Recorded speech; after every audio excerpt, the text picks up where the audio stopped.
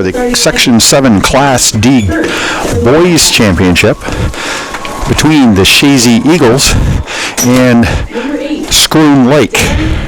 Right now, both teams are being introduced. Starters for the lower seed, Schroon Lake. It will be the goaltender Zeke Koenig.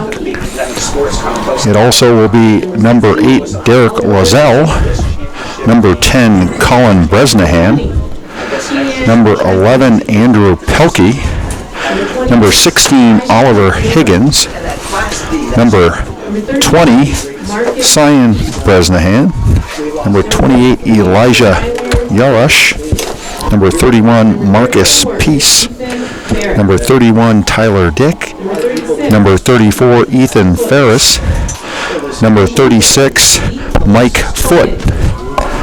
And for the Eagles of Chazy, it will be number 2, Ben Dickerson, number 3, Tanner Connors, and number 4, Dale Gagno Jr., number 7, Joey DeAndres, number 10, Heath Lucas, number 13, Jeremy Juno, number 14, Dallas Santor, number 18, Luke Mosier, number 19, Riley Hansen, number 29, Colby Drake, and the goaltender will be the senior Gabe Huckrow. If we look at these two teams have met this particular season. Actually, I don't think that they have met this particular season. If we look, they have not met. If we look at both of these particular rosters, we're going to have the national anthem. For the Wildcats, Andrew Pelkey leading with 51 points.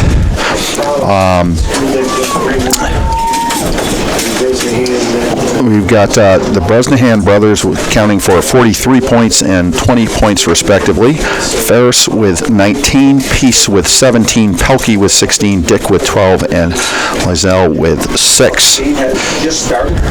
And the game is underway here at the Nest.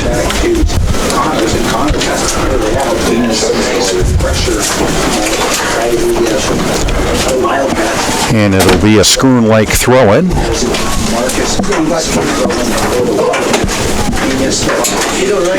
Plays the ball negative onto the foot of number 33, which is Tyler Dick. And Hansen's going to take a shot off, and it's going to go left of the right post. And the first opportunity falls to the Eagles.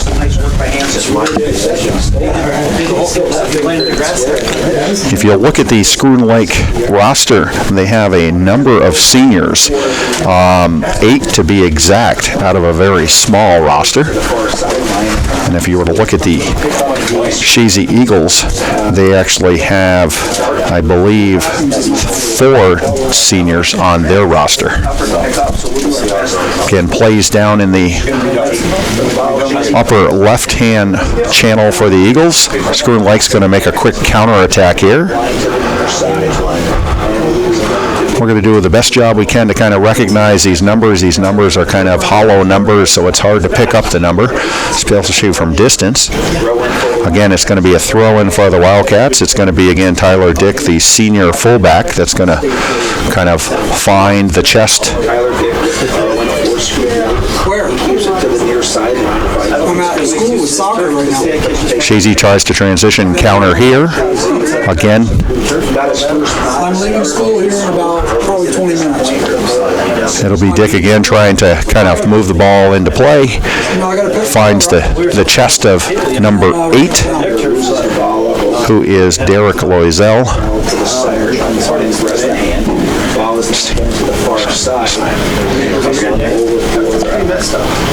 Ball's on the left-hand channel. We'll be down by kickoff for sure. All right, see you there. And the Eagle defender comes back, picks up the ball. Number 7, Joey DeAndres, is able to play the ball in the upper left-hand channel.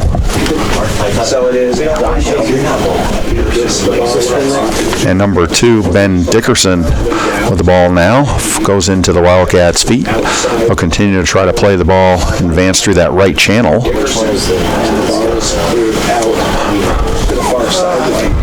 For the coach for Schroon Lake, Lyle Hartwell. And, of course, for Shazy Eagles, longtime standing Rob McAuliffe. We'll get to the assistant coaches a little bit later in the program. Shazy's got the ball in the midfield, tries to play a direct pass to number 19, Riley Hansen, and he's going to take a shot. Doesn't take a lot of space and time to set up the shot, the junior striker.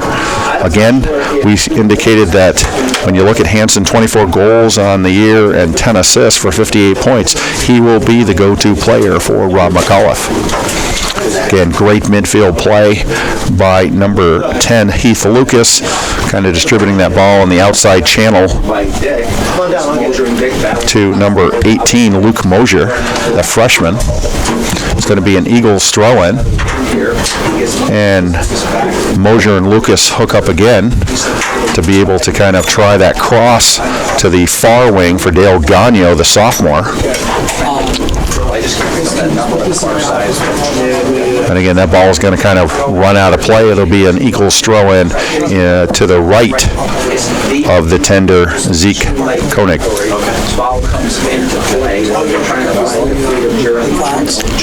And again, we're going to go negative with the ball. The Eagles are. Quickly, the back 4 pull up for the Wildcats. And right now, it appears like Luke Mosier and the Eagle forwards are going to get the first opportunity. And there's the first goal, 35 minutes, 30 seconds. That was a great cross by Mosier into the box, and Hansen, of course, is the one that gets the first goal for the Eagles in this contest. Yeah, I think without a question early on in this game, the Shazy Eagles had a clear speed and quickness advantage over the Schroon Lake Wildcats. I think the back 4 for Schroon Lake really needs to find a way to outmaneuver the quickness of a Luke Mosier and a Riley Hansen to really be able to slow them down, delay them, get behind the ball, and really pose any opportunity in today's game, especially with an early goal like that. Well, without question, Rob McAuliffe has sent the game plan, and that is to kind of work the ball in those outside channels, get that ball across, and, of course, make sure that the runs are timely, and it pays off here early on in this Class D boys contest. Rob McAuliffe does have some experience with sectional finals, as does Shazy. Shazy has a long-standing history of sectional finals with George Brendler before and now Rob McAuliffe, and they actually had a history not only of sectional finals but of state finals, being 9 championships. They just won it last year, back-to-back. They're hoping for a 3rd this year. So Schroon Lake really has to come out strong and really come back and score an early goal to tie this game. Otherwise, they're going to be in a dangerous situation going on to the second half. And the Eagles continue to try to attack that right channel, bring the ball back central, and look for a switch in the play. Tried to make a through play there, and the Wildcats are able to get a piece of the ball. And again, it's going to be number 18, Luke Mosier, the freshman, doing some great fancy footwork there to keep control. Going to find the central part of the field to Lucas. Lucas is going to play back out to the channel. It's going to go off of number 8, Derek Lozelle, and the Eagles will have the throw-in with 34 minutes and 16 seconds left in this first half. Ball falls under the foot of number 2, Ben Dickerson. He's going to take a shot, and I'll tell you, that didn't miss by much. And with 34:05, the Wildcats are probably holding their breath.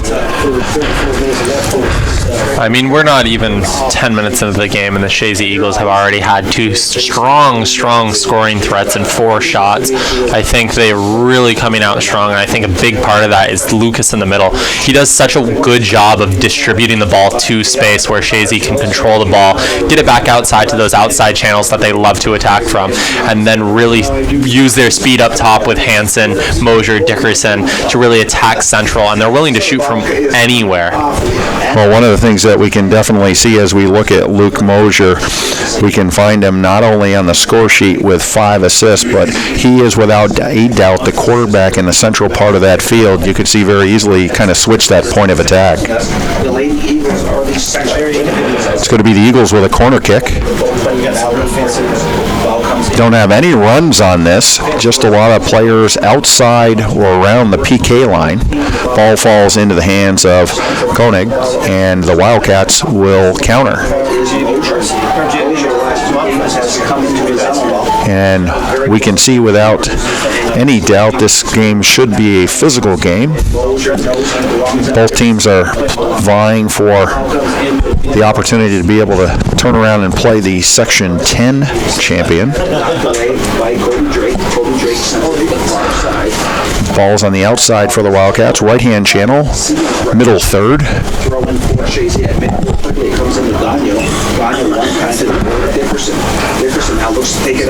And again, Dickerson's coming down the left channel, going to try to gain end line, and tried to cross before the end line, and it goes off a Wildcat player, and it's going to be another Shazy corner.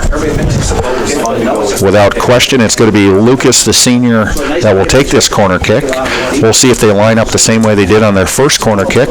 They had about 5 players around the PK 18 line, and very little movement by any of the players. This time you can see that this is a set play, and we've got 3 runs on this one. Nice header, goes off the post at 31:46 of this first half, and real quick the Eagles try to kind of catch Koenig off of his line, and it goes over the net.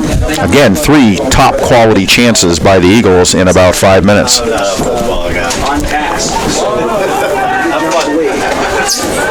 And it is Hansen trying to get around the defense, and that is ball played negative by number 31, Marcus Peace. Finds the channel and back central. I think you have to commend the Wildcats so far in this game, that against such a top-notch team, they're not just trying to clear the ball, they're not just trying to bunker in, they're actually trying to find feet and possess still. Even against such a fast-paced, high-quality Shazy Eagle team, they're trying to play good soccer, and you've got to commend them for that. I would agree. The only thing I would say is with the technical ability in the central part of that field, you want to try to, of course, when you're pressing, not play too direct and just kind of contain and angle them and try to take away space until you can get assistance and kind of trying to take the ball. Yeah, 30 minutes, 37 seconds. Go ahead, Mac. I do think without a doubt, if the Wildcats want to be successful, they have to find a way almost to possess around Heath Lucas in the midfield and then back out before it gets to Andarza in the stopper position. If they can get around those two, they might score a threat, but with a deep stopper or sweeper of Tanner Connors, who is actually replacing an injured Connor McCarthy, it's going to prove very difficult for this Wildcat team. They're really going to have to work the ball from the inside, back out to the channels, and back in to really attack the strengths and weaknesses of the Shazy Eagle team. Well, there's no doubt that the actual Wildcats do bring some offensive power into this game with 73 goals on the season, and this time the ball is just going to kind of roll past the Wildcat player and into the hands of the senior Gabe Huckrow. 29:47 in this first half. Ball is central. Numeric advantage for Shazy. It's going to go over the heads of the Shazy player and into the fullback's foot, and he's going to try to play a direct line pass up to number 20, Bresnahan. Runs past his feet. Bresnahan's looking for a call, not going to get the call. Ball's played to the left channel. And I think Kaiser tried to play the advantage on that, but from here it definitely looks like an easy charge. And now it's going to be a call going against the Wildcats. Direct kick will be for the Eagles in their low third. Again, at this time, it looks like the Wildcats are trying to play a particular flat back. Again, you can see the center backs kind of communicating the shape and gapping that's occurring at this time. Ball flies into the area around Andrew Pelkey, the Wildcat center midfielder. He tries to do a direct pass out to the right channel. And again, ball is stolen by Tanner Connors, the junior. Tries to find Hansen way up on that right channel. And again, Hansen's now being defended quite well by the Wildcat player. And that is number 16, Oliver Higgins. Good step by the Wildcat player. And I believe that also is Andrew Pelkey. Tries to find the long ball into the feet of Bresnahan. Bresnahan plays the ball back in, trying to find the feet. And again, a lot of midfield play right now. Hansen doesn't touch the ball with his hand. Play continues. He's going to distribute to the right channel. He's going to run over the foot of number 18, Luke Mosier, and it will be a Wildcat throw-in. It will be Marcus Peace with a throw-in, trying to find either number 20, Bresnahan, or number 8, Loisel, and it runs past both of those players. Got a little central play here now. It looks like number 11, Pelkey's got a little bit of space here, but again, being defended quite closely. Tries to find the ball back central again. This time it looks like they might come negative with this one. No, they're going to try to look for a cross into the box, and it kind of runs across their body. And again, now we're going to play a negative ball, try to settle down, build up out of the central portion of the field. Makes a little move through the feet of number 18, Luke Mosier. Nice job by the Eagles defending there. Try to deny the shot. And in this case, Gabe Huckrow will play the one hopper with 26 minutes and 47 seconds left in this first half. They need to fill in their numbers. That's the best they played so far. We're at 37.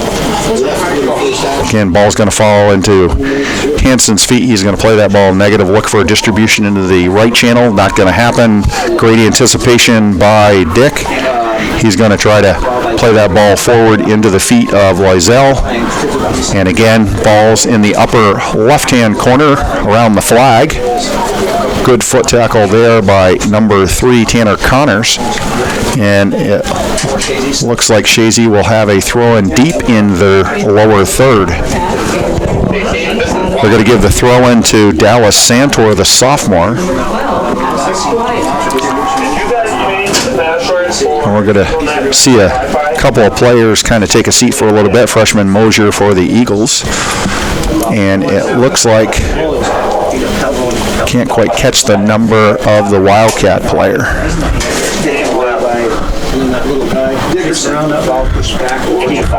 Gagne will play the ball negative, out to the left channel. Tries to play a through ball for number 2, Dickerson. Doesn't get through. And a quick direct play by the Wildcats, trying to force some play on that outside channel.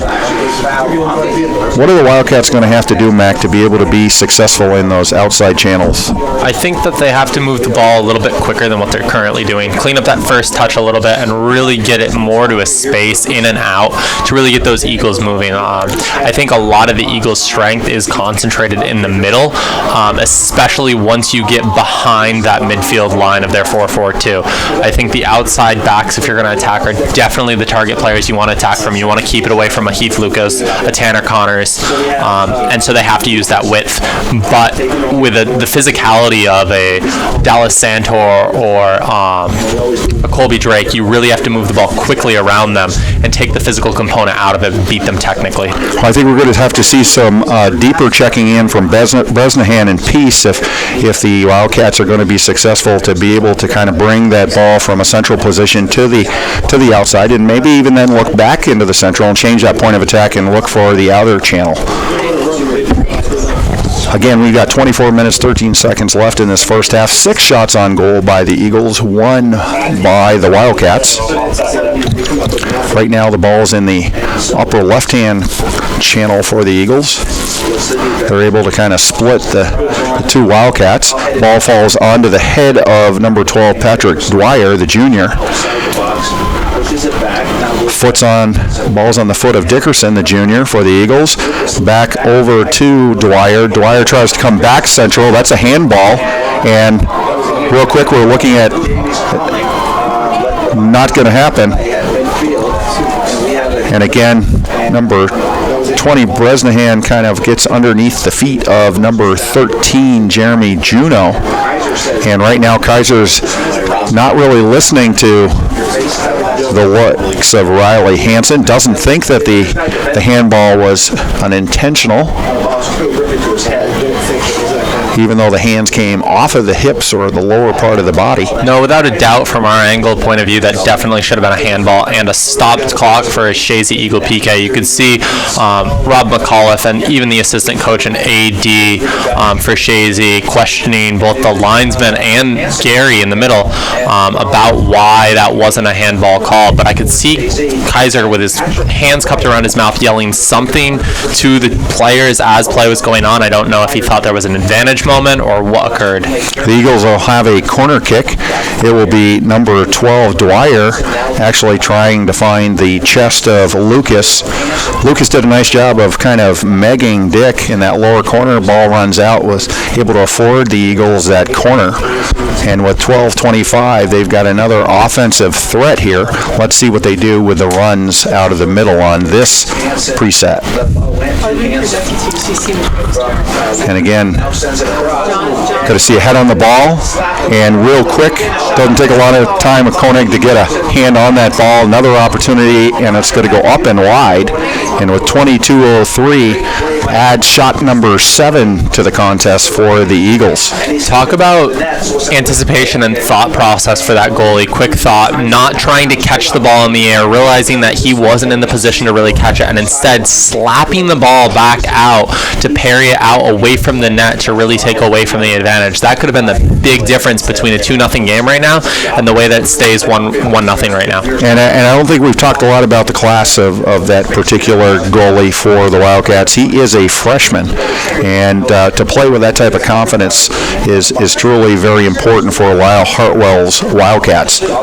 Ball comes central into the feet of Bresnahan. Bresnahan actually being double teamed loses the ball. Nice anticipation by the back number Tyler Dick. Dickerson, and Dick's still doing a nice job.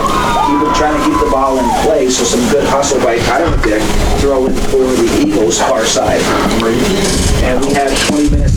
And with just about half of the first half gone, I do think that the Eagles still have the most offensive push and generating threat. I think that Scroon Lake's done a good job for a large chunk of this first 20 minutes, probably 10 out of the 20 minutes, and really trying to control it and keep the ball in their offensive end, and I think you have to commend them for that. However, I think when the Eagles push, they push directly towards the net, and every opportunity forward for them is, or at least seems to be right now, a very offensive threat for the Eagles. And right now, I think the Wildcats are a little bit lucky that it's not 3-0. I'd like to see the Wildcats, if I'm Lyle Hartwell, do a little bit more containing when the ball actually enters the lower part of the middle third and into that lower third, and try to make sure that once they are able to get a touch on the ball in that lower third, those backs have got to be communicating and knowing when to pull up and in fact force those Eagles to be offsides. Dick trying to find the ball to Rosale. Again, right now you can see that this particular flat back it really kind of lost a little bit of its shape.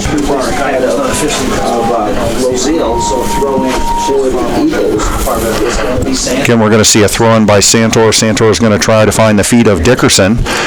Dickerson actually gets some pressure on the ball by number 11, Pelkey. And again, they're going to try to advance up the field into the lower part of the middle third. Eagles are going to try to find the through ball to number 2, again, Dickerson, even though they had a short opportunity to Mosier. And again, Lucas is just going to try to play the ball off of the Wildcat foot. Gets the Eagle throw in. 19-12 in this contest in this first half. Again, nice job. Actually, Pelkey trying to find the key run by number 20, Bresnahan. Great job defending by the Eagle defender, Connors, although he turns him inside out this time and tries to bring the ball back to the box area looking for the far post run. And I think this time it's the Scroon Lake bench that's asking Gary Kaiser for that stoppage of the clock and that penalty kick. I think they were arguing for a trip. I couldn't tell from here if he got ball in the tackle or not. Good job by the Wildcats getting players forward and trying to create an offensive attack. And again, it's going to be Dick trying to find the negative pass to number 31, Peace. And the ball comes central. Shazy will gain and counter. And quick job pressing from behind by the Wildcat player is able to gain back possession.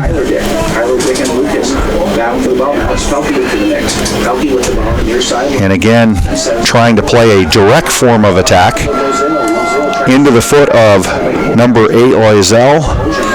And again, Shazy's able to gain possession and counter here. Again, right-hand channel seems to be the dominant channel for Rob McAuliffe's Eagles in this first half. That ball is going to go all the way and out. And now we will see that Gabe Huckrow, the senior tender, will take this goalie kick.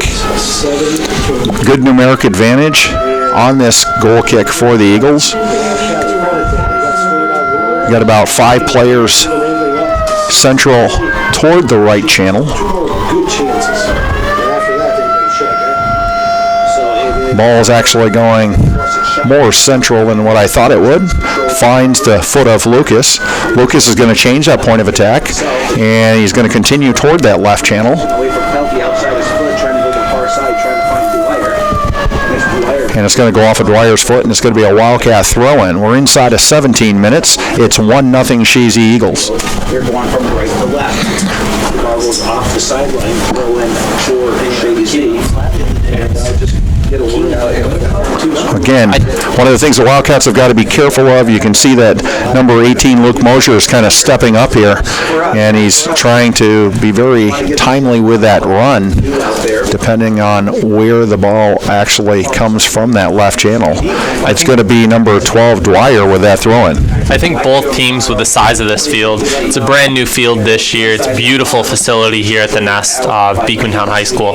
I think both teams could generate a lot more opportunities by switching the field more. It is the widest size that you can have for a high school soccer field. So really being able to switch the point of attack from left to right, especially for Shazy, to open up, take advantage of the space, and then use their speed to really get forward, could easily generate 3-4 more opportunities in this half, let alone the full 40 minutes of the second. Well, I think if you look at Shazy's technical ability, one of the things that comes to mind is those timely triangular runs. If they can get 3 players around the ball, what we're not seeing an awful lot of, but in certain moments, I think that can really play into the advantage of the Eagles. I think the Wildcats have done a pretty good job in the midfield of trying to contend with Lucas. Without question, he is the so-called central player that controls the direction of this game, and right now the ball is out on the right-hand channel. Nice job of being able to kind of hold Riley Hansen off of the ball is number 16, Higgins. And again, it's going to be a deep throw-in for the Eagles. 15:04 in this first half. Nice ball back to Mosier. Mosier's going to try to make the cross. Again, great job by the Wildcats to kind of not allow a lot of time to be able to kind of redirect that header. And I think Heath Lucas wants that shot back. As soon as he hit it, he knew he'd struck it wrong. Hands went up, and I think he wants it back, but I don't think it'll faze him too much. I think he's still going to continue to generate for the Eagles as a playmaker or maybe as the next goal scorer. Taylor Emmert comes in for Lyle Hartwell's Wildcats.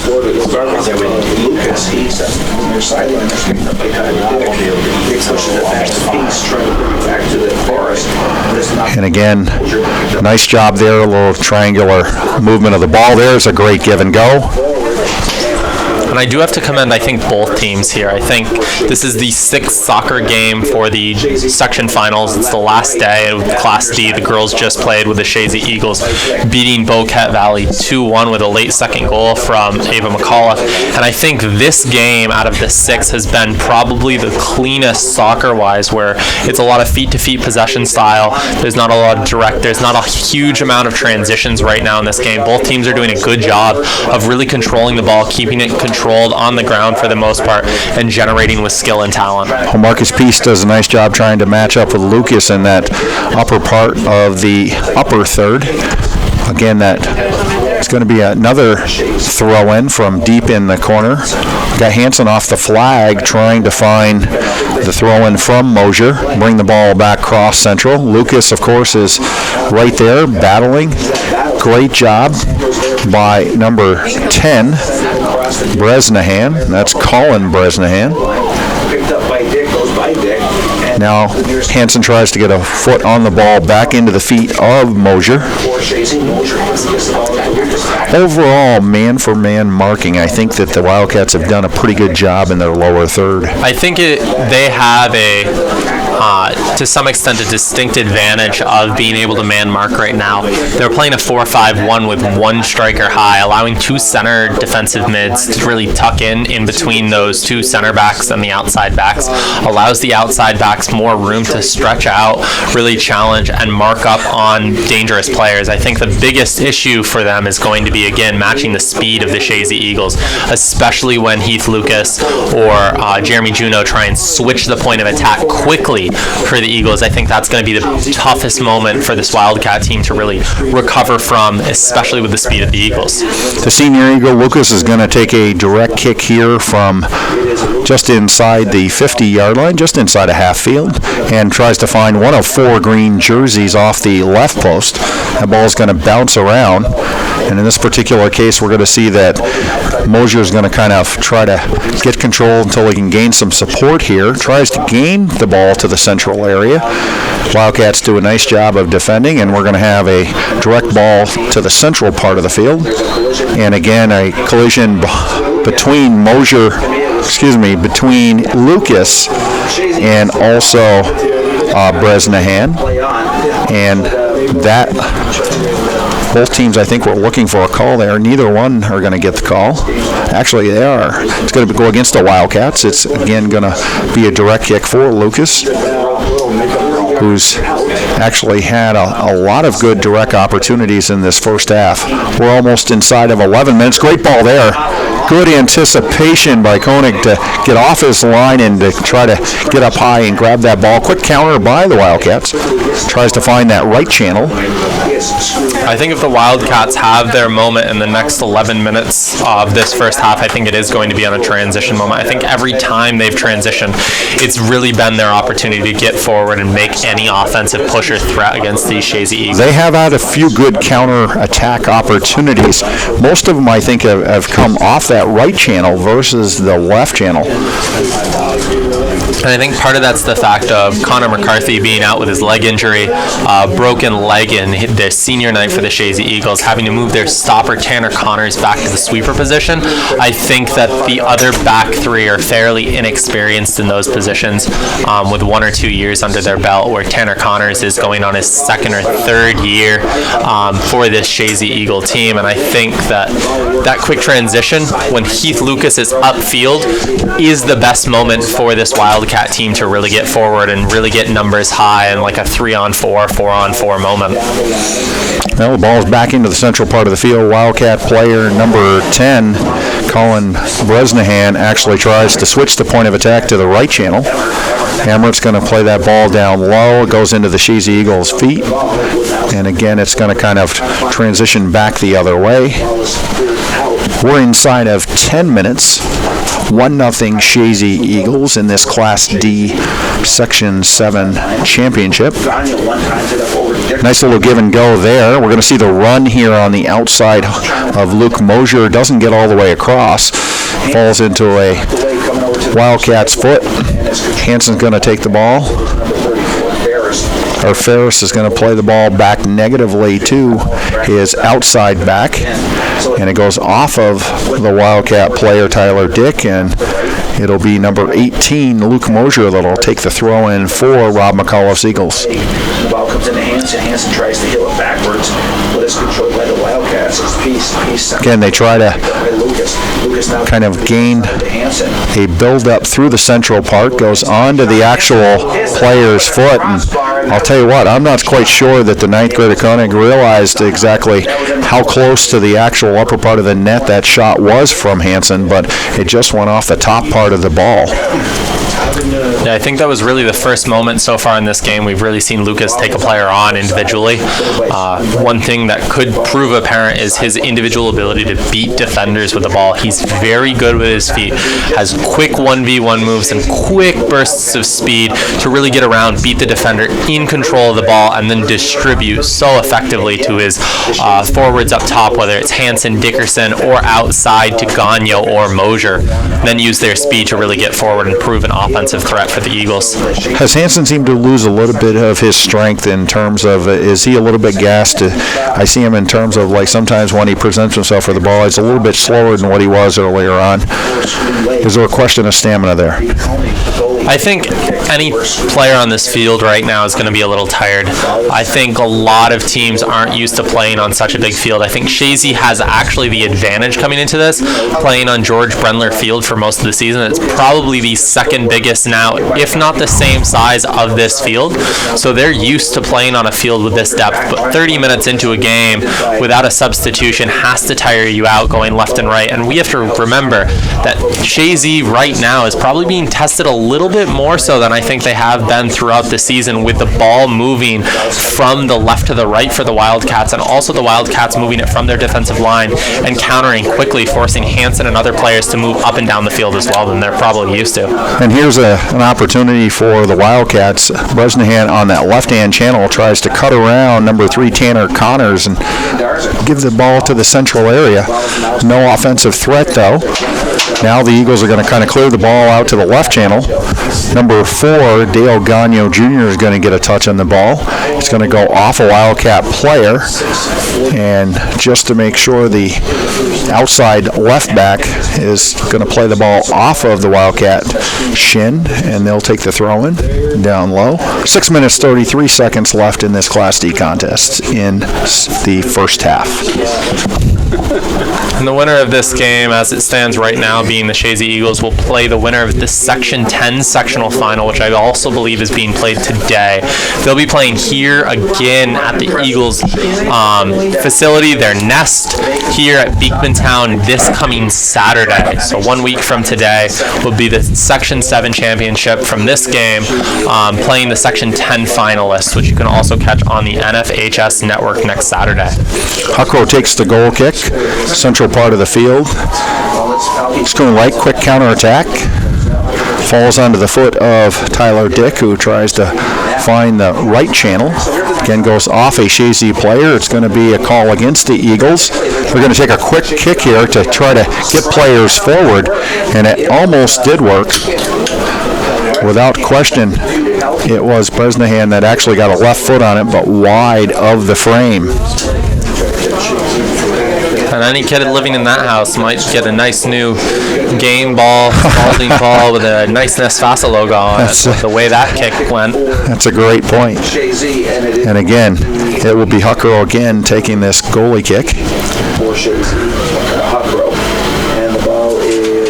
Good challenge for the ball in central part of the field, although I think number 13, Jeremy Juneau, actually took a little bit of a butt on the back of the head, and he's kind of rubbing his soft spot there.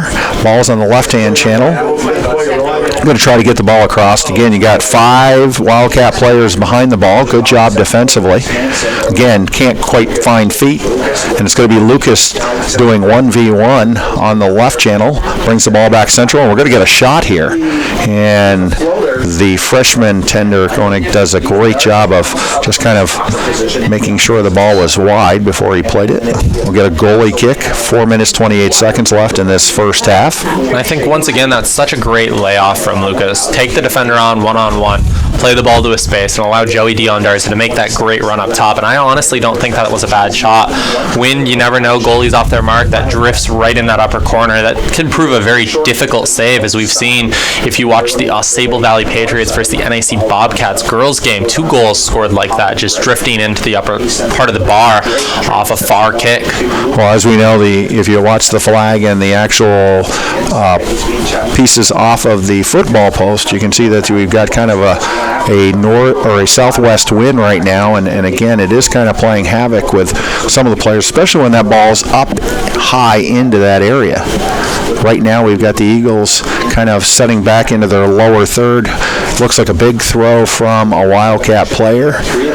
He's going to try to fill that right-hand corner near the flag off a player. No, it's going to be out on the Wildcats, and it will be a goalie kick for the Eagles. Inside of 3.5 minutes. Again, 11 shots on net for the Eagles in this first half. 2 shots for the Wildcats. The ball comes up, you see that wind just knock it down. The ball is sent forward, and it's Colby Drake to midfield onto the feet of Dickerson. Dickerson has some space. Dickerson's going to try to do a 1v1 move here and try to find the feet of Hansen. Doesn't work. And again, the Wildcats counter. Forward by Pelkey in the fourth. And we'll come to the near sideline. And we're going to come to the right-hand side for the Eagles. It is Tyler Dick to resist the ball. And again, Rob McAuliffe does an excellent job kind of building players to know how to build up out of that central area of the field. And without question, Lucas is that point of attack that it begins with. And it's going to go on the foot of Dwyer. Dwyer's going to try to get a foot. It's going to go out.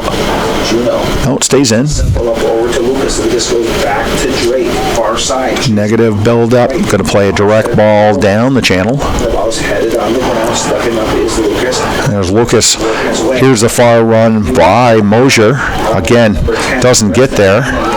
And it's going to go against the Wildcats. Hands came up. Interesting to see how many man wall on this.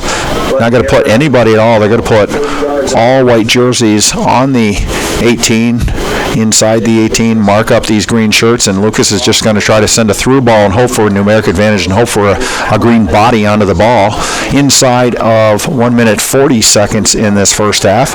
Again, quick counterattack for the Eagles. 3 players forward. And as he noticed, he didn't have a lot of defensive support, just cleared the ball. I am kind of surprised on that free kick from 35 yards out or so that Heath Lucas didn't try and put that on frame. I would not be surprised in watching his past games. I think he could have hit that from distance and probably put that on frame and really created a scoring threat. I'm surprised he tried to play it such a floater with the wind going against him and trying to hope that one of his Eagle players would get the header, especially because I think right now that this Scroon Lake defensive line has really won a lot of the physical battles that have to occur inside that 18-yard box. Yeah, without question, I would say that those midfielders have done a pretty good job matching up for those 50 balls. If you look at Heath Lucas, one of the things that stands out, though, is out of his 30 points, 16 of those points have come from assist. And that means that he's a very unselfish player. He tries to look for where the Eagles can kind of get the most advantage from those restarts. And again, I think he tried to play to where he had 4 good green jerseys and bodies, and it just didn't work out for him. We're inside of 30 seconds in this first half. Again, it's going to be a Wildcat trying to attack through that left channel. It is Juno moving out. 10, 9, Inside of 10 seconds. 6, 5, 4, 3, 2, 1. And that's it for the first half. It is the Chazy Eagles 1, Scroon Lake Wildcats 0. We'll be back in a few moments. Wildcats are going to have to do to be able to break that upper third? I think that they just have to keep doing what they're doing on the counter. I don't know if it's going to come right away, but I think that their best opportunity is going to come in a counter transition. Quick moment, but they have to get better at moving that job quickly inside out and have a much cleaner first touch. I think right now, a lot of when they lose the ball, it's been on a poor first touch. I think if they were able to clean up that touch and really keep that ball away from key players like Connors and Lucas in the middle, I think they have a much better chance. And we're here in the start of the second half. The Wildcats actually start the build-up with a negative pass. They're going to try to switch that point of attack to the left-hand channel.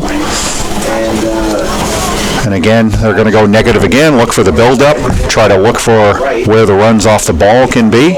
There it looks like an errant pass, and Riley Hampson's got it into his feet. He oversteps the ball.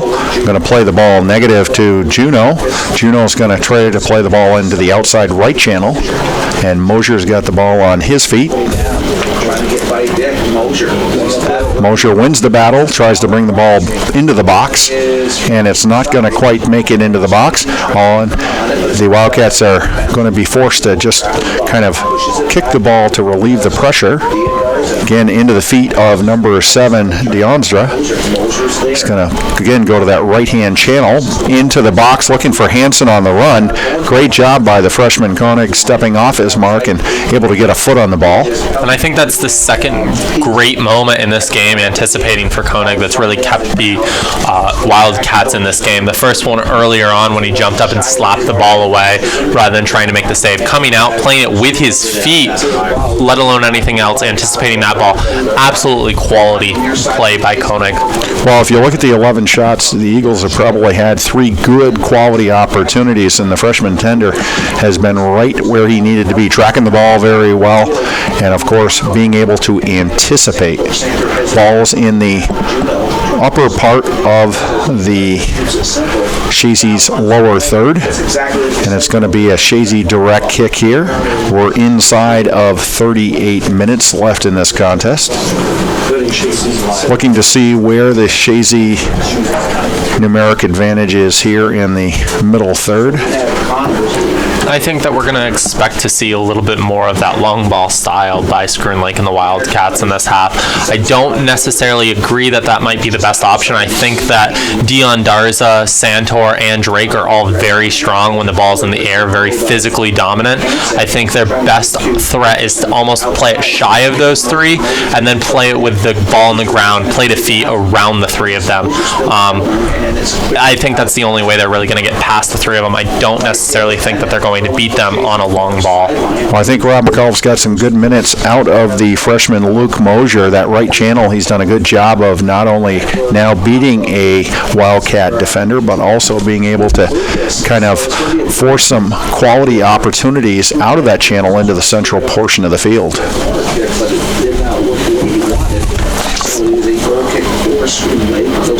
Wildcats are going to play a ball to the right channel from the left goalie kick. And again, the ball is stolen by number 4, Dale Gagno Jr. It's going to go off of a Wildcat player. And that is going to be Taylor Emmerich, the senior. Throw in for the Eagles. Short throw. Juneau pushes the ball back to number 4, Dale Gagno Jr. Tries to find the ball. His position in the central, too close to the freshman tender. And that will work its way off the sideline. So throw in for Shazy and Mosier. Quickly visiting Lucas. In watching this game, you'd never be able to tell that Scroon Lake actually plays down a division from the Shazy Eagles, who play up a division in Division 2 of the Northern Soccer League. So they're playing up against a lot of bigger schools, Class C schools, which are typically higher competition level than what you'd see at a Class D level. Scroon Lake doesn't get that experience throughout the year. They play against all other Class D schools, so to be able to compete against Shazy, that really has that advantage in this first 45 minutes of the game, you have to commend them for it. And I think they've done an excellent job really controlling the game, not getting nervous, not just trying to send a long ball every time. They're trying to play smart, play composed, build up, and find feet. That's definitely evident in this second half. Lyle Hartwell's Scroon Lake team or squad has done a great job of trying trying to just look for the simple short passes, and from the short passes build when the advantages present themselves. Nice show for the ball by the Wildcat player. Bresnahan shows he gets kind of tripped up. It's going to be a direct kick. He's going to try to push the ball up a little bit and see if he can kind of get a little bit closer on this direct kick. You've got 4 Wildcat players up off of the 18. It comes into the 18. A lot of green jerseys able to get ahead on the ball. Lucas tries to gain possession of the ball. And again, no call. Wildcat player tries to actually play that ball in to the right channel. Loiselle. A nice shot by 11. Pelkey's shot's going to go a little bit wide, and inside of 35 minutes in this first half, it is still 1-0 Chazy Eagles. Yeah, I think the physicality in the midfield for Scroon Lake is doing a lot for them right now. I think that bodying up against Lucas is almost a necessity if you want to win the ball off of him. Relying merely on technical ability, you're probably outmatched 10 times out of 10 against Lucas. Yeah, if we look at the ability of the center midfielder, you definitely have to play physical on him, and not to a point where you're going to give up the direct, just like what we saw there, but you do have to play much more physical if you're going to kind of gain any type of advantage in that midfield.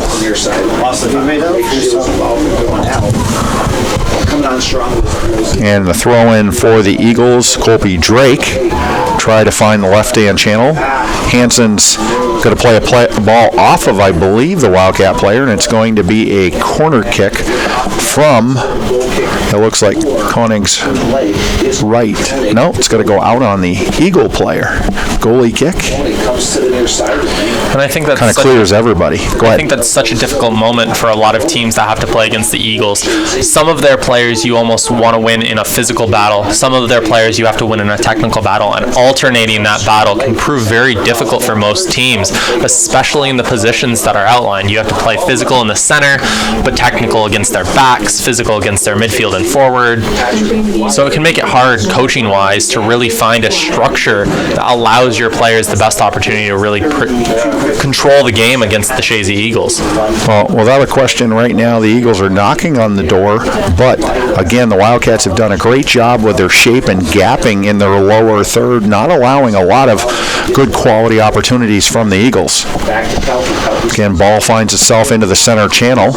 It's going to come off of number 8, Derek Loiselle's feet, tries to find the Bresnahan's feet, and again, he tries to play 1v1 on number 3, Tanner Connors, and it's going to go off of Bresnahan, and it'll be an Eagle throw-in, and it looks like number 29, Colby Drake, will take the throw-in. He is a junior for Rob McAuliffe's Eagles. Far ball into Hansen. Hansen tries to head the ball to the central part of the field. Again, nice job by Marcus Peace playing the ball back negative and change that point of attack. And again, right here, it looks like a quality opportunity for the Wildcats. Again, 4 jerseys for the Eagles behind the ball. Great job by our officials in this particular contest. Again, Wildcats are going to try to cross the ball. It's going to go long, and it will be a goalie kick. Our officials for this contest, we negated to announce early on. In the center is Gary Kaiser. The first line judge is Barry Norton, and also Stahl, Jim Stahl, I think, or Tim Stahl is the other. Is it Jim? Jim Stahl is the other line official. If he would have been able to turn his hips for the Wildcats on that last one, I think that might have been the tying goal that they needed. Such class for them right now, really being able to control the ball, move it outside to space, and then go forward with it. Gain the end line, just turn the hips a little bit more, send that across the box, and we might be in a 1-1 storyline. Well, one of the things that's interesting is when you don't play a team at all during the year, it takes a little bit of time to try to figure out what you want to do. Maybe change your formation, change your point of attacks, come with a different type of mental, piece to the game, and we can see that the Wildcats have come out and they're ready to play in the second half. half. We're inside of 30 minutes, 30 seconds in this Class D Boys Championship contest. And it's going to be Huckrow with the goal kick. Go ahead, Matt. I can't stress enough how big of an impact both goalies, I think, have made in the first 50 minutes of this game, both the first 40 and the 10. I know Scroon Lake has 9 of their 10 players are seniors, but their youngest player is Koenig in that net spot, and so far, to me, he's been their quarterback, their rock on this team, really keeping them in this game, and of all the players to lose, you better be glad that he's not one of them, because he's doing an incredible job in the net, anticipating and really keeping them in this game. And along, we can't forget those backs for the Wildcats. They've done a pretty good job in terms of their gapping and not allowing too much space for those Eagles to have an opportunity, although they just had a chance, but they weren't able to kind of get a foot on the ball, and it kind of runs out. Trying to control the ball, but it's picked up by... Again, Wildcats have possession, lose possession, and it's going to be Drake that's going to try to play the ball down toward the flag, hope to be able to kind of find Dickerson some room and space with the ball. Can't seem to do so. And it's going to be a goalie kick again for the freshman Tender. Dudiak's going to check in for the Shazy Eagles. He is a freshman, Regan Dudiak. I just can't stress enough Dickerson's out. how classy that the Scroon Lake Wildcats have played here today. I mean, they're playing against the 9-time state champion Shazy Eagles, who are consistently in the Final Four. They're back-to-back state champions, and right now, the Scroon Lake Wildcats, with a 12-man roster, are probably doing a better job keeping the Shazy Eagles at bay than some teams down section, and I think you really have to commend the Scroon Lake Wildcats on such an excellent performance in the first 60 minutes of this game. Well, without question, I don't think even looking at past history or records, that is not a case where we've actually seen that. If we look at the actual build-ups that Scroon Lake has kind of put together in the second half, much more quality, but again, once they enter that upper third, only really one good quality offensive threat opportunity to this point. We are almost inside of 28 minutes. Again, their Wildcats are finding the ball in the outside left channel at this time. Not looking to come central, doesn't have the support, loses the ball into the feet of Regan Dudiak, the freshman. And again, that ball is going to kind of run across the box. Hansen can't get his foot on it. And the freshman Tender does a great job. Again, important to point out, Zeke Koenig, the goaltender, is only a freshman. A lot to learn to build on if you are Lyle Hartwell. One of the things I do notice is that when the ball does enter the middle third or the upper third, he does stay kind of close to his line. Typically, a lot of coaches would like to see that goaltender kind of push up if the ball is in the upper third outside of the arc so that they are that point of counterattack. Same thing if the ball is in the midfield, somewhere around the PK, again, just as a point of being able to build up not from the backs but also from the goaltender to switch those point of attacks much more quickly. And I know they say you save the best for last, and I think that's definitely an indication for the way this game's gone as the last Section 7 class final. Both the Eagles and the Wildcats have played exceptional this game, and it's been quite a sight for all the spectators here to watch a quality soccer game be played. Well, 26 minutes, 47 seconds left. The Eagles have got that very important second goal. Riley Hansen did a good job of actually presenting for the ball. He kind of turned to his left and then kind of turned back to his right really quick. Didn't take a lot of time to actually shoot the ball, and the ball was just outside of the reach of the freshman Tender, Zeke Koenig. And again, the Eagles have got that reassurance goal that they very much needed. Yeah, I think that goal is probably the difference between a win and a loss in this game, or a tie. I think with the push that the Wildcats have had, I think some people probably thought, including maybe Rob McAuliffe, that they could get back in this game and send the Eagles into overtime. As much as that wasn't anticipated before this game, I think that's quite a surprise. I mean, you have to remember this Scroon Lake team didn't have a team 4 years ago. They sent 4 players over to Johnsburg because they didn't have enough, and then the following year got 9 9 freshmen. Now all of them are seniors, and that's the senior class for this team, really holding the Shazy Eagles more at bay than the Class D competition that the Eagles are probably used to, of the likes of Willsboro and whatnot else in the sectional final. Well, this game is far from over. Again, we are inside of 27 minutes, but there's still a lot of time for the Schroon Lake Wildcats to kind of hopefully build up a couple of offensive opportunities and see if maybe something can happen. We've got a Schroon Lake player down right now. We'll be back on Thursday. And we're going to take a quick break, and we'll be back to you in a few moments on the NFHS network. Again, it looks like the player's up. I think it was Taylor Emmert that, in fact, was down. Or it might have been Bresnahan. I think it was Bresnahan. That's Colin Bresnahan. He is a senior right midfielder. And we're going to see a Shazy throw-in by number 29, Colby Drake. Plays a ball off the head of Regan Dudiak, the freshman. Ball central into the feet of Heath Lucas, which we haven't seen as much of as we did in the first half. And part of that is I don't think that you're seeing that they're giving Lucas as much space and time as they did the first time. What a save! Hansen just turned and rocketed that particular shot, and I'll tell you what, Lyle Hartwell has got what's important if you're going to start to build from the loss of a lot of these seniors, and that is you've got a great tender in that freshman. Yeah, I think that was a class act by both the Eagles and Schroon Lake Wildcats. I think Hansen did an excellent job just gaining a half step. All you need, rocketing a shot on the net, and Koenig just comes out, makes an incredible class act save that keeps them in this game. And right now the ball's in the left-hand channel on the feet of Tanner Connors. Can't seem to get anywhere around the Wildcat defender. Again, they have hollow numbers on their jerseys. Very hard to kind of pick up for me. But I can't tell you exactly who the outside right back was at that moment. Again, short ball into Hansen. It's going to go off of the Wildcat player, and the Eagles are going to get a corner kick, and we're just inside of 25 minutes. It looks like number 12, Dwyer, might take the kick. No, he's going to move away from it, and of course the seniors, Heath Lucas, is going to come in and take this corner kick. And again, this is going to come to Koenig's right, or from his right.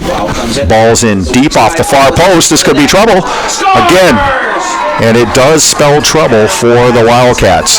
Able to get a body on the ball. So often we tell players that you don't always have to get a foot on the ball, you can get a body on the ball. Is there an offsides call in this? They are calling offsides with 24 minutes and 28 seconds, and that's going to give the Wildcats a little bit of a breath here. And the official was there. That goal was called back. One of the things for sure is we've seen a great job by Gary Kaiser in the central part of the field, officiating always at the right point, right time to be able to make those calls. And it looks like the Eagles are going to, again, try to build up from the central part of the field. Long ball for the Wildcats, finds the ball on the feet of Cyan Bresnahan, and he's going to try to look to change that point of attack.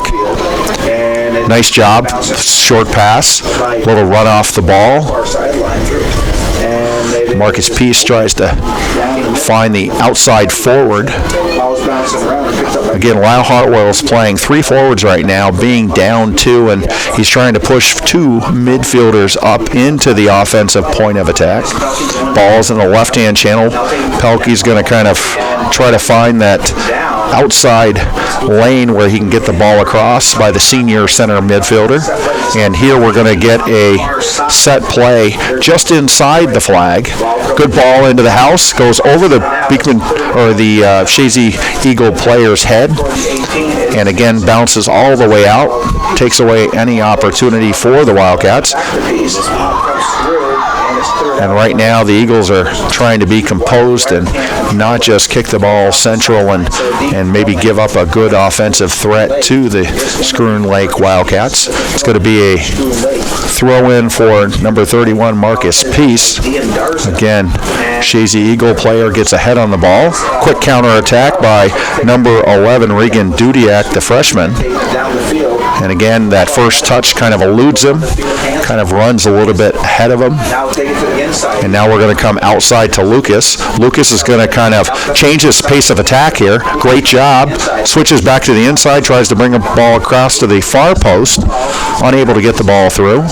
Again, they're going to try to change that point of attack again one more time, although they're staying on the left side. 22 minutes, 14 seconds, 2-0 Shazy Eagles in this Class D contest.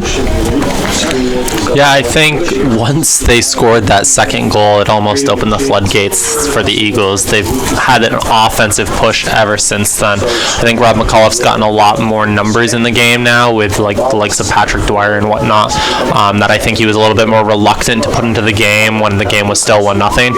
And I think with the extra subs, the extra minutes, and that extra goal, I think the Shazy Eagles have almost relaxed and have settled back into controlling the ball and playing defeat, and their style of play that gets them the advantage that they usually have in so many games. Dwyer tries to find Hansen. Hansen's going to take a shot again, and it's going to go over the net this time.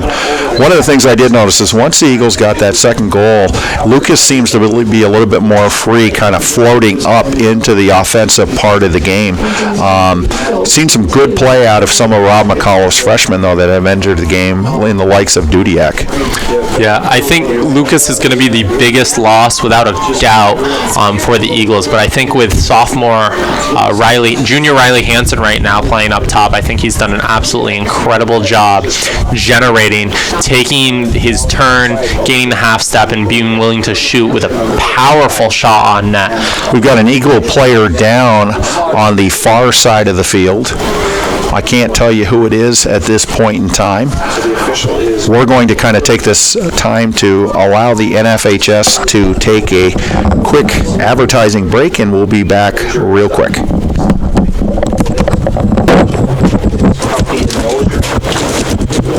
Just cards playing for both teams. No, he didn't stop it. 3, 2, 1. And we're back here. The Eagle player is up on his feet and moving. And it's going to be a foul on Pelkey. It's going to be a Eagle direct kick from the upper part of the upper third. He's going to try to bring a ball all the way into the box. Can't quite find the feet of Dickerson, the junior, and that's going to go out, and it's going to be a goalie kick. And again, the time is inside of 20 minutes now, so Schroon Lake's going to have to try to kind of get players forward to see if they can kind of build up any type of offensive threat. And as it stands now, the Shazy Eagles, both the boys and girls, will be back here next Saturday to play the winner of the Section 10 final. Either of those games, both the boys and girls, one you can catch here on the NFHS network. We will be streaming. But two, the winner of that game will then take their one-way ticket down to the Final Four. And the Shazy Eagles are looking to make another run for their third straight year, back-to-back-to-back of state champions. And right now, it looks like the Eagles are going to be given a direct kick by the center official, Gary Kaiser. Again, it looks like Lucas will be part of the plan on this direct kick, not that he'll be the one actually, striking the ball. Also in that location, we have Tanner Connors, the junior. And you've got 4 jerseys just inside the 18, looking to kind of make runs. Again, 2 players over the ball, nice short ball off the left-hand side, and it looks like you're going to push the ball through, and what a wonderful set piece by the Eagles. I'll tell you what, that is not something that they just put on today. This is something they've been practicing for quite some time. Well done. I think with the leadership of Heath Lucas, you have to remember that if they make it to the state final and they're able to win it, Heath Lucas is actually the first ever player to start as the championship team 3 years in a row in New York State soccer history. And I think he has the leadership, he watches the game, he has the experience, and I think the creativity on the field, you could see him, Hansen, talking off that. But as an opponent of them, I would have a hard time believing Lucas isn't the one to make that hit. I would expect every time he's the one that's going to make that pass, that hit, because he's constantly the playmaker for the Shazy Eagles. If teams want to stand any chance against the Shazy Eagles, they have to find a way to keep Heath Lucas at bay. Well, one of the things we haven't talked an awful lot about is soccer intelligence, and I think Lucas has that ability to kind of read the actual formation and the players, and he's very smart in terms of where he wants to kind of, direct that ball and then kind of shift. Great set play by the Shazy Eagles. Probably one of the best set plays I've seen in all high school soccer this season. Shazy Eagles actually have the ball central, going to try to push the ball outside wild to Dale Gagno Jr. Right now, they're just going to look to kind of keep possession of the ball, I would assume. No, they're still going to continue to try to attack, try to find Hansen in that central area. And now the ball goes off the foot of Connors, off the back of Bresnahan. Bresnahan's going to try to make a move on the outside left. Actually, that might even be by Tanner Connors, who got the third goal, came in from the sweeper position to make that play happen. Ball comes central on the throw-in from the Wildcats. Quickly goes to a Eagle foot, and the counter is much quick here. Section 10. And it's going to transition back the other way. We are 17 minutes and 28 seconds left in this contest. Sound commanding lead for the Shazy Eagles, 3-0 on 16 shots. And again, it looks like the Wildcat kind of gets a piece of the leg of number 7, Joey DeAndreza.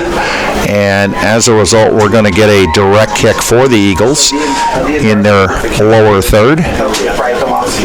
And I think that's a good call by Kaiser to stop the play and give the yellow card. I think especially with a 3-0 lead, you have to be careful of preventing injuries for whatever team moves on, and I think that's a good job. That's a late tackle, and I think Kaiser did a good job stopping the clock, giving the yellow, talking to the player, and making sure that the game stays classy for the last 17 minutes and 14 seconds. New players coming in, number 11, Andrew Pelkey, and also, I believe we are seeing number 39, Isaac Pelkey, come into the game for the Wildcats. Explanation from the official Kaiser on that. Kaiser is a senior official. He's taken time to come over and actually explain the call to the Schroon Lake coach. Which is interesting because this year is the first year that the officials in the middle actually do not have to provide a reason for carding a player in the game. They just have to say, oh, coach, it was a yellow, late tackle, whatever. They don't have to give any whatsoever rationale to the coach. So for Kaiser to come over and really explain that to Hartwell, it's a class act by an official. Nice job by the Section 7 official. The Shazy outside midfielder was able to try to get a strike on that ball. Goes a little bit wide. Again, good offensive movement on the ball. It's going to be call against the Eagles. Direct kick to the Wildcats. They're going to try to find the seam there. Can't find the likes of number 20, saying Bresnahan. Find the speed of Dudiak, and Dudiak with the speed working his way down the far side. Freshman Dudiak being defended. midfielder's doing a great job kind of bringing that ball back. Negative finding the feet of Dickerson. Dickerson's going to try to do a little give and go there. He's going to kind of run a little bit on him, and it's going to be a goalie kick for the freshman, Zeke Koenig. You can tell Rob McAuliffe's Eagles do a lot of possession work in practice. They just move off the ball well, they find each other's feet well, they know where each other are, and they just are able to possess in a way that most teams in high school sports can't. And I think that's really the defining rationale in a lot of regards as to why this team is one of, if not the most winning team in the entire state of New York. And without question, this is a sport that traditionally has kind of gained much steam at Shazy. Those 9 state championships for Rob McAuliffe have come at the likes of a lot of players that have been very enthusiastic about this sport, and we continue to see that. I'm sure even once Heath Lucas, a senior, leaves, which quarterbacks this particular team, there'll be somebody else that'll step into that role and continue to lead these Eagles. And I think you can expect, at least for next year, that to be the likes of like a Tanner Connors and a Riley Hansen. We've seen a clear presence from them on opposite ends of the field, with Tanner playing the nice sweeper position and Riley generating so many opportunities up top, scoring 1 goal, getting the assist, and possibly even scoring the first goal. Just being able to generate up top, not graduate. Rob McAuliffe must feel pretty good knowing knowing that he constantly has youth coming into his program to keep his program strong. And the Eagles are going to get another corner kick. Again, it's going to come to the right of Koenig, the freshman goaltender or goalkeeper. We've got 6 Wildcat jerseys behind the ball, marking. Again, ball's going to go off of the near post mark man. And again, they're going to try it one more time. Again, 4 runners for the Eagles. Great job by the Wildcat defender to get ahead on it. Again, very slow to pull up. And when you, in fact, give the Eagles time to stay around inside that box, they're going to make you pay. And I think that's another class act save by Koenig. Just really well done job. Hansen takes a shot from way out. He reads it, gets lucky that there's no deflection, and just makes that sliding save to keep it out of the net and keep this game at 3-0. Third corner kick for the Eagles in the last minute. Again, 4 players, almost 5 players for the Eagles forward. Great job by the Wildcats kind of defending the house there. And again, I think that was all ball. I think that's a good call. No call by Kaiser. No, he is going to call it. It was advantage. I'm a little bit surprised on that specific call that Kaiser doesn't stop the game and give another yellow. Look to me for like a ball tackle behind the leg, clear flagrant foul, no ball whatsoever. You got to stop the clock at that moment and give a yellow. And I think a lot of officials in the high school sports are a little bit more hesitant than what they need to be. But in my mind, I think that's a clear yellow. Well, especially as Shazy looks to kind of continue their season, one of the things they have to be concerned about is the possibility of losing, key instrumental players as you will face Section 10 very soon, given that something doesn't change in the next 13 minutes. And with the way they're playing right now, I think that Shazy's visions are going to be a little bit past Section 10. Not to overthink the next game at all whatsoever. Next Saturday will be a big game for them, but I think that traditionally their biggest matchups come in the semifinal and the final of the Final Four, and I don't think this year will be any different. Great job by the Wildcats in the central part of the field, although they were able to kind of be actually power played off the ball, and now it looks like, again, Koenig's going to look for changing the build-up out of the outside left back, try to find that left channel again, not quite far enough out. Again, big field here. Use the field. Use the size of the field. Stretch the field, widen the field. You've got to be able to kind of, look for that space advantage, and right now they're just struggling with being able to connect ball to feet. Lucas does a great job taking on the Wildcat player 1v1, loses the ball, goes into the feet of number 8, Lozelle. Lozelle turns, finds the ball into the feet of Connors. Connors tries to build up the attack, doesn't happen. Goes off the ball of Joey Deonderza. And again, he's going to just try to send the ball to the flag and look for a little bit of some killing of the clock here. And I think that's going to go off the Wildcat, off of Dudiak, so that is going to be a goal kick for Scroon Lake.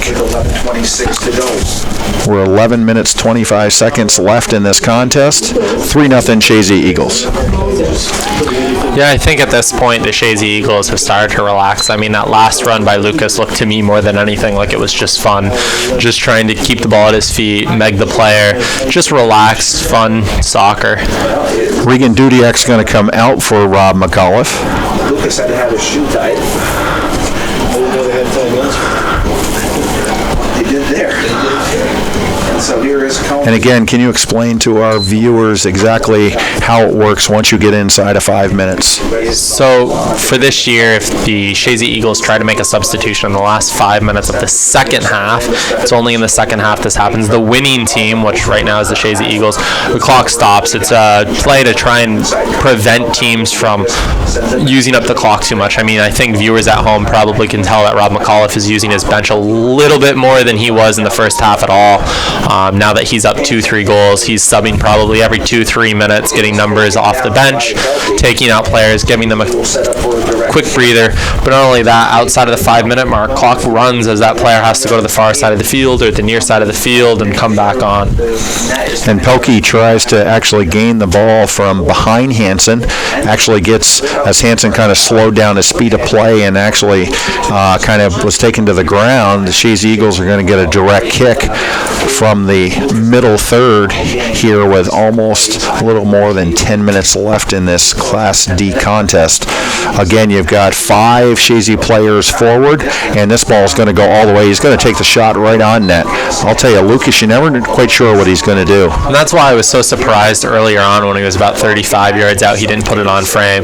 This time he's about 10 extra yards out, and instead this time he actually tries to put it on frame and take that shot from distance, and it almost got the bounce and went in. Well, right now, Screw Lake's really struggling trying to keep control of the ball in the midfield. I think the defenders have done a good job of trying to step up and hopefully build that attack, but unfortunately, without the movement in that middle part of the field, they're really struggling.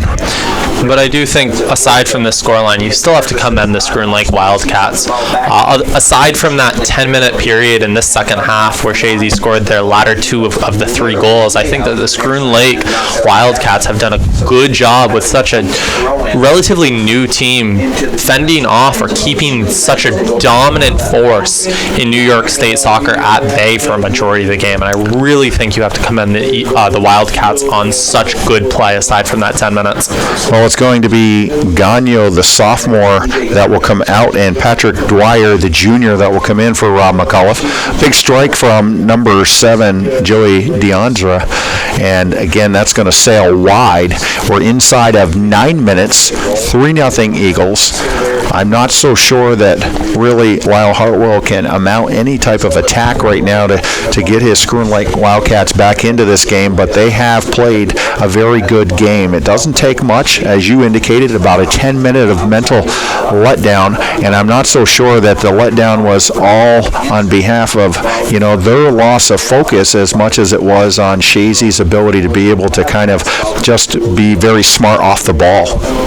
Gave it up to Colin Breslin, and it goes off the sidelines. And again, it's going to be throw in for Drake. Drake at the 8-minute mark. Drake's going to try to find the body of number 12, Patrick Dwyer.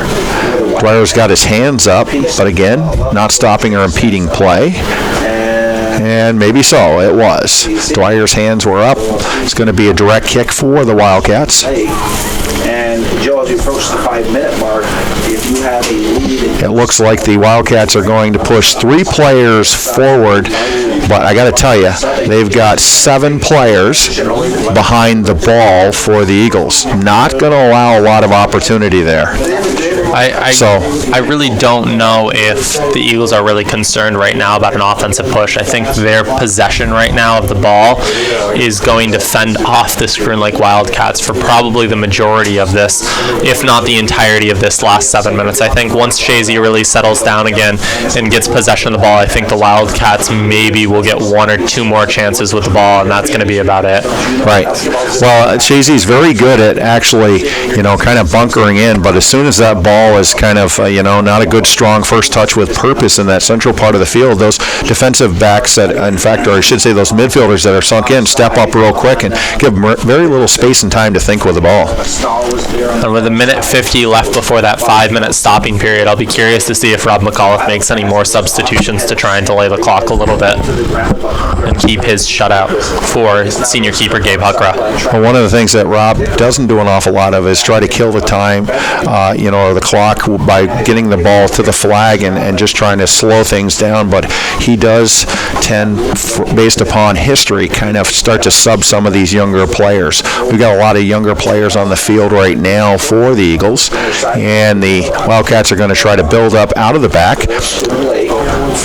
It's going to try to find the central part of the field, goes into Lucas's feet. Lucas is going to try to take a little touch, comes back negative, tries to play the ball to the feet of number 12, Patrick Dwyer. Dwyer, again, kind of plays the ball back to Drake. Drake's going to play back to Lucas. Lucas is going to switch that point of attack to the outside on the right into the feet of Luke Mosier. Again, serves ball into the half, and what another wonderful goal. Nice cross by Mosier. And when Mosier put that ball exactly where it left very little room for the actual Riley Hansen, who has 58 points on the season. He made no mistake and has kind of put this game to rest. 4-0, 5 minutes, 44 seconds left in this contest. Yeah, I think you're about to see a lot of Shazy Eagles onto the field that we haven't seen quite yet, especially from a lot of seniors. I think Rob McAuliffe, one, is going to get some of his stronger players out to keep injuries at bay for some of his key players, but I also think he's going to try and get a few minutes for maybe some of the younger players or some senior level players. I mean, you can tell right now both Hansen and Lucas, two key players for the Shazy Eagles, are both coming out, taking breath, and it looks like Dallas Santor is going to be the third. I'm a little surprised it's not Tanner Connors. I think he's another key player you want to keep from injury, but right now Rob McAuliffe's making 3 substitutions, 2 of them being very key players for the Eagles. Well, Noah Martin is one of those. He is a senior for Rob McAuliffe. And play continues. See if the Wildcats can try to at least possess and create some offensive threat here. We're going to come out to the, say, central, and again, we're going to see some strong anticipation by Patrick Dwyer. Steps to the ball. Next week. Jack Sweet, the senior, also is another Rob McAuliffe entry into this game inside of 6 minutes. And I can't help but question, with 3 of the 4 Shazy goals coming in the last 30 minutes of play, if the Scroon Lake bench was a little bit deeper and Hartwell had the ability to make some key substitutions, get some of these players breaths rather than having to play a full 80 minutes, could that be the difference maker between keeping the Eagles at 1-0, tying the game 1-1, and the current result of being down 4-0? And that's one of the concerns when you get down into the smaller school categories. Sometimes you just can't get the number of players to build those size benches to allow for, the substitutions in a timely manner. And especially when you're playing a class act team like the Shazy Eagles, they're so good at switching the point of attack, moving the ball on the ground, not losing possession of it, that you're constantly moving left and right, forward and backwards. And if you don't have key substitutions, or if you're not in shape for sprinting then recovering after a hard sprint, it could be very detrimental to your performance against a top-notch team like Shazy. Well, one thing's for sure, I think that if you look at Lyle Hartwell's Scroon Lake athletes, they definitely are in shape. It's just a case of they're just not deep enough to be able to, kind of play, against a team on very large fields like this. We have 2 juniors and 1 sophomore in the program. Brings us a few times. This year we're going to be here. And again, no build-up for the Wildcats. Ball falls into the feet of number 7, Joey Deonzra. And again, quick counterattack by the likes of Jesse Blaze, the senior, for Rob McAuliffe. Tries to find that left-hand corner. Nice job.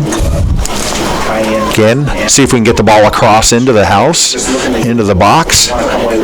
And nice touch there. Good shot. And it's going to go wide. 3 minutes, 10 seconds, 4-0 Eagles, Class D, Section 7 championship. Wonderful speed out there for the Eagles when he gets out there.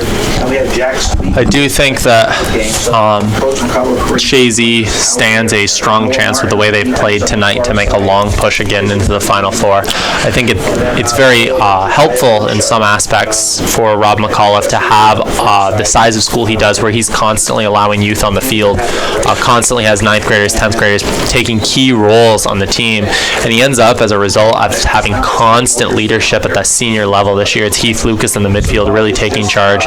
Next year it'll probably be Connors or Hansen. The year after that he'll have sophomores step up.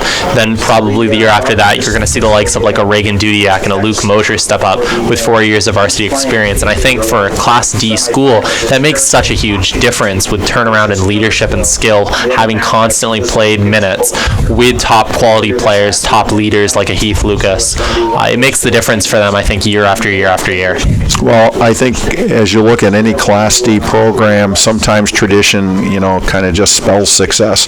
And we've seen that from Rob McAuliffe. He starts very young with his athletes playing futsal inside the actual gym area, and he kind of builds, a great chemistry and rapport with players, and he builds these so-called, what I call the pitch leaders. And those pitch leaders are critical to success. And year after year, there's a reason why they're always in Class D state contention, not just Section 7. And it looks like that will be the case, at least with section title again this year. I think it's fair to note that in the last 20-25 years of Rob McAuliffe coaching, that the Shazy Eagles have only lost the sectional twice, and this will not today be the third. So you'll see both the Shazy Eagle girls and the Shazy Eagle boys return to the Beekmantown Nest next Saturday to play the Section 10 winner here in the Section 7-10 regional final. The winner of that game will advance to either Middletown or Cortland, respective, for boys and girls for the Final Four for Class D states.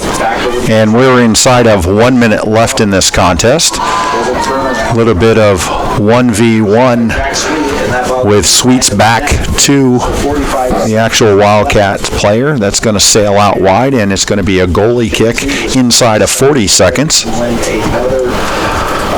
And with 30 seconds left, Shazy Eagle boys will be the sixth and final team to raise the Section 7 banner here for soccer as your Section 7 champ. The girls' winners, respectively, for Class B, C, and D are the Northeastern Clinton Cougars, the Ausable Valley Patriots, and the Shazy Eagles. And for the boys, the Class B, C, and D champions are, respectively, the Saranac Chiefs, the Saranac Lake Red Storm, and again the Shazy Eagles. And we're 3 seconds away from the end of this contest. It is going to be 4-0 Shazy Eagles. They will advance to the regional game, Class D, against Section 10, as you just heard a moment ago. We're going to take a quick break and come back for awards on the NFHS network. 30 seconds. And we're back here at, again, the Beekmantown High School, the Nest, and where the Shazy Eagles have just won, again, another Section 7 Class D championship. Both teams are coming out to the center portion of the lower portion of the field to shake hands. Again, traditionally, this is always one of the best pieces of athletics that I like to see, is the camaraderie and also the sportsmanship that's exhibited. Again, both teams brought in some very fine records into this Class D championship. The Eagles 17-0-1 will make that 18-0-1 now. And the Schroon Lake Wildcats that come from a very small school with no JV program, no way to kind of build, the type of team that they maybe would like to see on their 15-3-0 season, now 15-4-0, but without doubt a classy act by the Wildcats of Schroon Lake. Any last comments, Mac, before we kind of exit here on the NFHS? No, I think that, once again, with zero surprise, the Shazy Eagles use a technical dominance, and I think you got to give a lot of credit to senior Heath Lucas and Riley Hansen on once again being able to take the Eagles and put them on top, as well as Tanner Connors and Gabe Hucker on the back to keep the Schroon Lake team at bay and deny it any opportunities really to score. And I think that they played well, but I still think that you have to commend Schroon Lake. I think for a team with no JV program, I mean, this is their fourth year as a varsity program, and in their fourth year, they're contending for a majority of the game against the top-notch 9-time, maybe 10-time as November finishes, state champions. And as you can see right now, we've got the Shazy Eagle captains that are coming out and receiving the awards at center field from Section 7 chairperson Tim Mulligan. And there's the customary Spalding ball. Again, the ball that NFHS, of course, endorses. And there come the rest of the Shazy Eagles to kind of get around those captains. Kind of exciting. I mean, as always, there's got to be a winner, got to be a loser, but it's always exciting to see teams kind of put on their best show. And I got to tell you, I think the Eagles did a great job here today. Yeah, and I think if you want to follow the Eagles, again, they'll be back here next Saturday. If you want to follow any of the Section 7 Class B teams, both of them have away matches this Tuesday. The girls will be playing in Section 3 against Central Valley Academy, and the boys will be playing in Section 2. And Class C, I believe, also will be on the road Tuesday. And then if Ausable is able to win on Tuesday, the Ausable Valley Patriot girls will be back here again next Saturday to join the Eagles for a regional final as well. Well, a great job for Section 7 soccer programs here. I am Rick Hunter, who's been carrying the program for you today. Calvin Castine on the camera, McKenna Hunter on color for the NFHS Network.